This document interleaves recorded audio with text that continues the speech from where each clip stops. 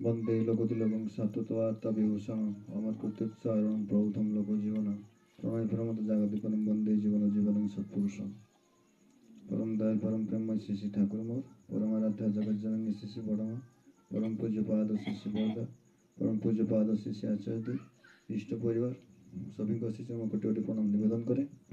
आज सांध्य सत्संग उपस्थित पूज्य पुरोधा महोदय उपस्थित ज्ञानीगुणी मंडली गुरुभ्राता स्नेही मंत्रमंडली छोट छोट पिला समस्त प्रीतिपूर्ण राय और जयगुरु जनाए प्रारंभिक सूचना क्रमे आम आज अवगत हेले आज माँगर प्रथम वार्षिकी श्राद्ध परमपिता पाखे निवेदन करी से विदेही आत्मा श्री चरण स्थान पाऊ एवं परवर्ती जन्म इच्छा अनुसार जो परिवार को देवा कथा दिंतु कथा हूँ श्राद्ध श्रद्धारु श्राद्ध श्रद्धा संजायते श्राद्ध मोर तांको प्रति जहाँ श्रद्धा थिला ताहा आज श्राद्ध रूप में मुझे पिंडदान करछि। ही श्राद्ध श्रद्धारु ही श्राद्ध आज दिन बेले ऑफिस रे बसता समय मो गोटे जड़े डॉक्टर इंटरव्यू देखुली से खूब सुंदर भाव कहते कहले मोर ड्यूटी थिला आईसीयू वार्ड रे जो से आईसीयू वार्ड रे पेशेंट आसती मैक्सिमम 70 to 80% लोक अप टू डेड माने जीवन शेष अवस्था से आसती आईसीयू वार्ड से ट्रिटमेंट कर देखुं जन पेसेंट 70-80 वर्ष बयस जो वृद्ध वयस्क लोक से कांदुंट कहीं आईसीयूटा बहुत डेंजर आप देखी थे नाक पाइप पर्सा नड़ी पाइप छाती पाइप चारिपटे पाइप लगी थाए निश्वास प्रश्वास भी पाइप लगी थाए सब सीवियर और सब डेंजर कंडीशन हूँ आईसीयू से कहते आश्चर्य हेले जड़े यही बेड्रे शेष अवस्था जो पड़ी आखिर लोह गोड़ जा पचार जे आज्ञा आप कांदुंट कौन पाई से कहले से वृद्ध वयस्क जन को कहले आज मो जीवन अनुताप करुच्ची मो पाखे आईसीयू वार्ड कहीं नहांती जिते मो समय थिला से बहुत किसी करि करना बर्तमान से मो जीवन अनुताप होउची अनुतप्त होउची किंतु मोर जीवन चली जाबे बसला मुझे तार प्रतिकार किसी करि नाही कौन होता मो पाखे क्षमता थिला इनकम थिला टंका थिला सम्मान थिला मान सम्मान थिला किंतु मो लोक जंत्रणा भल लागुला लोक को कमेंट मारिकी चित्कार कथा कहीकि जंत्रणा मत भल लगुला क्या असहाय को सहायता करे मत भल लगुन बर्तमान मु जो अवस्था पड़ी मुझे मोर अतीत जीवनटा संपूर्ण भाव मो आखि सामने माने फिल्म भाया चली आसुची तेणु आम मैंने कि जीवन बीतवा कथा तांको पाइचे जीवन रे गुरु भाव रे से दयाकोरी हमको धरा देइछंती तेणु तो सी हूँ परम प्रेममय परम दयाल दरदी सी तांको सानिध्य को आसिया परे आमे तांको खुशी करने जो आम जाऊ ताहले ताहले जाही जे पिता माता प्रति श्रद्धा भक्ति भाव आसो पिता माता प्रति पिता माता श्रेष्ठ जने श्रद्धा भक्ति जाई रखना इष्टानुग ना हले आनबे ना सर्वधना ठाकुर गोटे आनी अच्छी पिता माता प्रति मोर जहाँ भी श्रद्धा थाऊ जहाँ भी जीवन थाऊ जदि इष्ट प्रति मोर टाण न थाए तो संपूर्ण भाव व्यर्थ हो जाए कारण इष्ट ही बर्तमान जीवंत आचार्य रूप में अच्छा सी ही प्रेरणा दियंती जीवन को आगे नापी परम पूज्य बा श्री श्री आचार्य देव गोटे जगह कहते जे ठाकुर को दीक्षार दीक्षित सतनाम मंत्रित होता परिवार बापा माँ के वृद्धाश्रम देखी ना देखिए ना के कॉन्फिडेंस कथा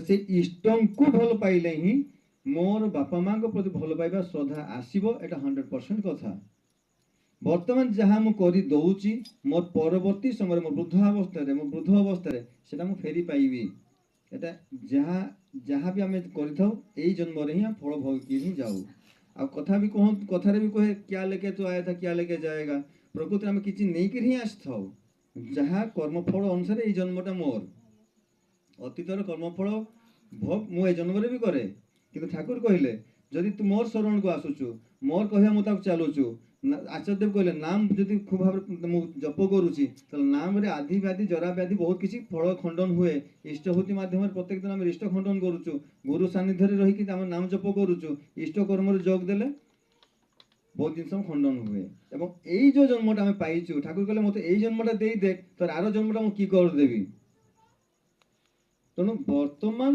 ଯାହା ଠାକୁର ଆମ ବିଧାନ ଆଣିକି ଦେଇଛନ୍ତି ତାକୁ ଯଦି ମୁଁ ଚେଷ୍ଟା କରି ପାଳନ କରିବା ପାଇଁ, ଘଣ୍ଟା ଘଣ୍ଟେ ପାଳନ କଥା ମୁଁ କେବେ କହି ନାହିଁ, ମୁଁ କହୁନି, କିନ୍ତୁ କିଛି କିଛି ମାତ୍ରା ଯଦି ମୁଁ ପାଳନ କରେ ତାହେଲେ ମୁଁ ତାଙ୍କୁ ଜୀବନ ଅନୁଭବ କରିପାରିବି। ପ୍ରଥମ କଥା ହେଉଛି ମାନିବାର ଭାବ। ଦାଦାମାନେ ଦୀକ୍ଷା ସମୟରେ ଯାହା କହିଦେଇଛନ୍ତି ତାକୁ ମାନି ଚାଲିବି। ଯୋଉଠି ମୁଁ ଛନ୍ଦି ହେଉଛି ମୋ ପରିବାର ଗୁରୁଜନ ମାନେ ଅଛନ୍ତି ତାଙ୍କଠୁ ବୁଝି ନେବି, ଦାଦାମାନେ ପାଖାପାଖି ଦାଦାମାନେ ଅଛନ୍ତି ତାଙ୍କୁ ବୁଝି ନେବି, କିନ୍ତୁ କରିବି। ବହୁତ ସମୟ ଦେଖାଯାଉଛି ଆମେ ଡିପିଓ ମାଧ୍ୟମରେ ଯେତେବେଳେ ଯାଉଛୁ, ଆଜ୍ଞା ହଁ ମୁଁ ମାନେ ଏଇ ଜାମତାରେ ସେଦିନ ମୁଁ ଗୋଟେ ପରିବାରକୁ ଯାଇଥିଲି, ମୋର ଜଣେ ବାନ୍ଧବୀ ପରିବାର, ସିଏ କହୁଛନ୍ତି ତାଙ୍କ ଶ୍ୱଶୁର ମୁଁ ନାମ ଜପ ସବୁ କରେ ଆଜ୍ଞା। ମୁଁ କହିଲି ଆପଣ ଇଷ୍ଟଭୂତି କରୁଛନ୍ତି? ନାହିଁ, ମୂଳ ହେଉଛି ଇଷ୍ଟଭୂତି। ଇଷ୍ଟଭୂତି କରିବା ମାଧ୍ୟମ ଦେଇ ତାଙ୍କ ସହିତ ମୋ ଯୋଗାଯୋଗ ରୁହେ ଏବଂ ନାମ କରିବା ଦେଇକି ମୋ ଭିତରେ ଏନର୍ଜି କ୍ରିଏଟ୍ ହୁଏ, ଗ୍ରହଣ କରିବା ଶକ୍ତି ବଢ଼େ, ବୁଝିବା ଶକ୍ତି ବଢ଼େ, ମାନିବା ଭାବ ସୃଷ୍ଟି ହୁଏ। ତ ମାନିବା ଭାବ ଯଦି ମୋ ଭିତରେ ନାହିଁ ତାହେଲେ ମୋ ଭିତରେ କିଛି ହିଁ ନାହିଁ। ଆଜି ଶ୍ରାଦ୍ଧ, ତାଙ୍କ ପ୍ରତି ମୋ ମାନିବା ଭାବ, ତାଙ୍କ ପ୍ରତି ମୋ ଭଲ ପାଇବା ଭାବ ଯାହା ଥିଲା, ଏବେ ମା ଆଜି ଦିବଙ୍ଗତ ହେଇଛନ୍ତି, ପରେଶ ଭାଇଙ୍କର ଅତୀତ ସମୟ କଥା ମନେ ପଡ଼ୁଥିବ। ମାଆଙ୍କ ଛୋଟବେଳେ ମା ପାଖରେ କେମିତି ଥିଲେ, ବଡ଼ ହେଲେ କେମିତି ସେ କ'ଣ ହେଇଥିଲା, କୋଉଦିନ ମାଆଙ୍କୁ ଗାଳି ଦେଇଥିଲେ, ମାଆଙ୍କୁ କୋଉଦିନ ବିରକ୍ତ ହେଇଥିଲେ, ସବୁ କଥା ମନେ ପଡ଼ିବ। ଏଟା ହେଉଛି ମୋ ଲାଇଫ୍ ରିଲ୍ ଫିଲ୍ମ। ଯେମିତି ଆମେ ଦେଖୁଛୁ ଗୋଟେ ପରେ ଗୋଟେ ଏପିସୋଡ ଚାଲିଛି, ସିରିଏଲ ଦେଖୁଛୁ, ସେଭଳି ମୋ ଜୀବନଟା ହିଁ ସେଇଭଳିଆ। ତ ସାବଧାନ ହେବା ଆମେ ସବୁବେଳେ ଯେ ମୋର କୌଣସି ଚରିତ୍ର, ମୋର କୌଣସି ବ୍ୟବହାର ଯେମିତି କାହାକୁ ଦୁଃଖ ନ ଦିଏ, ମାନି ଚାଲିବା ପାଇଁ ଚେଷ୍ଟା କରିବି। ଆଉ ଗୋଟେ କଥା, ଯଦି ମା ଦୀକ୍ଷା ନେଇଥିଲେ, ଦୀକ୍ଷିତ ଆତ୍ମା ଯେତେବେଳେ ବିଦେହୀ ହୁଏ ସେତେବେଳେ ସେ ଯାଇକି ଦୟାଲ ଧାମରେ ରୁହେ। ଏ କଥା ବୋଧେ ମୁଁ ଥରେ କହିଥିଲି ମୋ ନିଜ ବାପାଙ୍କ କଥା। ଯେତେବେଳେ ବାପାଙ୍କ ଦେହାନ୍ତ ହୁଏ, ଯେତେବେଳେ ମୁଁ ପୁଣେରେ ଚାକିରି ଛାଡ଼ିକି ଆସିଛି, ମାନେ ଯୋଉ ବିରହର ଯୋଉ ବେଦନାଟା, ପ୍ରକୃତରେ ଯୋଉ କୁହାଯାଏ ନାଇଁ କି ମା ମାନେ କାନ୍ଦି ଦିଅନ୍ତି, ଲୁହ ଗଡ଼ିନ୍ତି, ହାଲକା ହେଇଯାଏ ଛାତି, ମନ ହାଲକା ହେଇଯାଏ, କିନ୍ତୁ ପୁରୁଷ କେବେ କାନ୍ଦି ପାରେ ନା। ମୁଁ ସେ ଜୀବନ ଅନୁଭବ କରିଛି। ଭିତରେ ବହୁତ କୋହ ଥାଏ, କାହାକୁ କହିବି, କାହା ସହିତ ସେୟାର କରିବି, ବସେ କେବଳ ଠାକୁରଙ୍କ ପାଖରେ। ଦିନ ମାନେ ଗୋଟେ ଦିନ ଏମିତି ସମୟ, ଖରା ସମୟଟା, ମୁଁ ଘରେ, ମୁଁ ମା ଏବଂ ସାନ ଭଉଣୀ ଖାଇ ବସୁଛୁ, ଖାଇସାରିକି ଉଠିକି ଦିନ ବେଳା ସମୟରେ ମୁଁ ମୋର ଯୋଉ ରେଷ୍ଟ ରୁମ୍ ସେଠି ଯାଇକି ଗଡ଼ିଛି, ହଠାତ୍ ମୋର ଆଖି ପଲକ ଲାଗିଯାଇଛି, ନିଦ, ହାଲକା ନିଦ ଆସିଯାଇଛି। ମୁଁ ସେଇ ମାଧ୍ୟମରେ ସ୍ୱପ୍ନ ମାଧ୍ୟମରେ ଦେଖୁଛି ବର୍ତ୍ତମାନ ଆଚାର୍ଯ୍ୟ ବାପାଙ୍କୁ ହାତରେ ଧରିକିରି ବର୍ତ୍ତମାନ ଆନନ୍ଦ ବଜାର, ଆପଣ ଯେ ଠାକୁର ବାଡ଼ି ଯେ ଯାଇଛନ୍ତି ଦେଖିଥିବେ, ଆନନ୍ଦ ବଜାରର ଏପଟେ ଯୋଉ ଆମେ ମାନେ ପ୍ରେୟାର କରିବା ଯୋଉ ବାଡ଼ଟା ଦେଖାଯାଏ, ସେଇ ପାଖରେ ବାପାଙ୍କୁ ଧରିକି ଆସୁଛନ୍ତି, କହୁଛନ୍ତି ଶୁଣ ତୁ ଏତେ ଏମିତି ହଉଛୁ କି ପାଇଁ, ତୋ ବାପା ତ ମୋ ପାଖରେ ଅଛି। ଏବଂ ସିଏ କେବେ କୋଉଠି କିଭଳିଆ ଭାବେ କାହାର ପୁଅ କିଭଳିଆ ଭାବେ ଜନ୍ମ ହେବେ ସେ କଥା ମୁଁ ଜାଣିଥିଲି ଏବଂ ତାହା ହେଇଛନ୍ତି। ତେଣୁ ବିଦେହୀ ଆତ୍ମା, ଯୋଉ ଜୀବନ ଠାକୁରଙ୍କ ପ୍ରତି ଭଲ ପାଇବା ସତନାମ ଗ୍ରହଣ କରି ଚାଲିଯାଏ, ସେ ସତନାମ ନେଇକି ଯାଏ ଏବଂ ବର୍ତ୍ତମାନ ଜୀବନଟା ଠାକୁର ଚିନ୍ତା କଲେ ତୁ ଏଇ ଜନ୍ମଟା ମତେ ଦେଇଦେ, ପରବର୍ତ୍ତୀ ଜନ୍ମ ମୁଁ କି କରିଦେବି, ନିଶ୍ଚିତ ଭାବରେ ସେ ଆମର ଏଇ ପରିବାର ଉଦ୍ଧତର ପରିବାରକୁ ସେ ଜନ୍ମ ଗ୍ରହଣ କରିବେ, এটা ନିଶ୍ଚିତ କଥା। ଏଭଳି ଅନେକ କଥା ଅଛି। ଆଚାର୍ଯ୍ୟଦେବ କହୁଛନ୍ତି ଗୋଟେ ପିଲା ମେଡିକାଲ ଟ୍ରିଟମେଣ୍ଟ ହେଉଛି, 6 ମାସ ହେଲାଣି ଡକ୍ଟର ଟ୍ରିଟମେଣ୍ଟ କରୁଛନ୍ତି, କିନ୍ତୁ ତାର ସେନ୍ସ ଆସୁନି, କେବଳ ନିଶ୍ୱାସ ପ୍ରଶ୍ୱାସ କମା ଅବସ୍ଥା ସମ୍ପୂର୍ଣ୍ଣ ଭାବରେ। খুব ମାନେ ଯେହେତୁ ବାପା ମାଙ୍କର ପଇସା ଅଛି ସେ ଟ୍ରିଟମେଣ୍ଟ କରୁଛନ୍ତି। ଏମିତି ସମୟ ହେଇଛି, ସେତେବେଳେ ସେ ଦାଦା ଥାନ୍ତି, ବର୍ତ୍ତମାନ ଆସିଛନ୍ତି ବାପା। ହଠାତ୍ 6 ମାସ ପରେ ଛୁଆର ସେନ୍ସ ଫେରିଛି। ସେନ୍ସ ଫେରୁ ଫେରୁ ସେ କହୁଛି ବାପା ମା ତୁ ମୋତେ ଡାକିଲ କ'ଣ ପାଇଁ? ମୁଁ ତ ବଢ଼ିଆ ଠାକୁର ବାଡ଼ିରେ ଥିଲି, ଆନନ୍ଦ ବଜାରରେ ଦାୟିତ୍ୱ ମୋତେ ଶିଶି ଦାଦା ଆଚାର୍ଯ୍ୟ ମୋତେ ନିର୍ଦ୍ଦେଶ କରିଥିଲେ, ଆନନ୍ଦ ବଜାର ଦାୟିତ୍ୱ ମୁଁ ବୁଝୁଥିଲି, ମୋତେ ଡାକିଲ କ'ଣ ପାଇଁ? ଆଚାର୍ଯ୍ୟ ମୋତେ କହି ପଡ଼ିଥିଲେ ଯେ ତୋ ବାପା ମା ବହୁତ ଭାଙ୍ଗି ପଡ଼ିଛନ୍ତି, ତୁ ପଳା ଯା। এইভাবে অনেক অনেক কথা আছে ଠାକୁରଙ୍କ ପାଖରେ। ଠାକୁରଙ୍କ ସମୟରେ ବର୍ତ୍ତମାନ ପରମ ପୂଜ୍ୟ ଶ୍ରୀ ବଡ଼ଦାଙ୍କ ପାଖରେ ବି ଅନେକ ଆତ୍ମା ଆସି ତାଙ୍କର ମୁକ୍ତି ପାଇଁ ପ୍ରାର୍ଥନା କରିଛନ୍ତି। ଥରେ ଶ୍ରୀ ବଡ଼ଦା ଜଣେ ରୀତିକ ଦାଦାଙ୍କୁ ଡାକି କହୁଛନ୍ତି, ଏଇ କାଲି ସକାଳେ ଜଣେ ଆସିବ, ତାକୁ ତ କିଛି ପଚାରିବୁ ନାହିଁ, କେବଳ ଦୀକ୍ଷା ଦେବୁ ପଳେଇ ଆସିବୁ। ଦୀକ୍ଷା ସମୟ ତ ରୀତିକ ଦାଦା ନାମ ପଚାରିବେ, ନାମ ଲେଖିବେ।